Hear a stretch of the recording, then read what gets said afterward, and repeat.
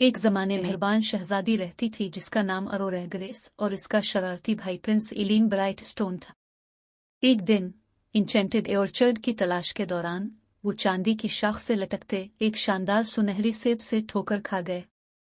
जैसे ही इलीन ब्राइटस्टोन इसे तोड़ने के लिए पहुंचता है, एक छोटी सी ट्री नमूदार होती है जिसका नाम डेज़ी उसे मत छूना। खबरदार किया। ये कोई आम सेब नहीं है, बल्कि एक जादुई सेब है जो काटे जाने पर कोई भी ख्वाहिश पूरी कर देता है।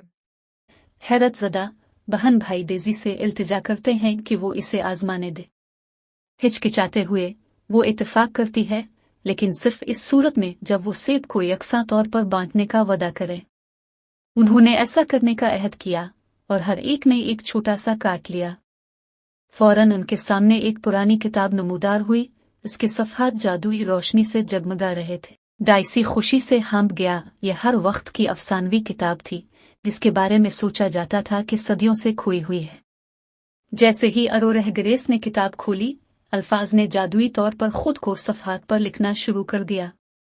उन्होंने अपनी सरजमीन पर पहले कभी ना देखे जाने वाले नाकाबिल तसव्वुर सुलूक के बारे में बताया। लॉलीपॉप जो कौस कज़ा के आबशारों को जोड़ते हैं, केक जो खुफिया धुनों पर रक्स करते हैं, कैंडी जो छुपे हुए दायरों को खोल देते हैं। खुशी की बात है, इलीन ब्राइटस्टोन ने पूरी तरह से चॉकलेट से बनी बादशाही की ख्वाहिश की, लेकिन अरोरा ग्रेस अपने सालों से ज्यादा अक्लमंद कुछ मीठी चीज की ख्वाहिश रखती थी कि वो तमाम लोग जिनको द बुक ऑफ स्नेक पढ़ने का शर्फ हासिल था वो हैरत, खुशी और नए इम्कानात के लिए खिले जहन से ममूर हों।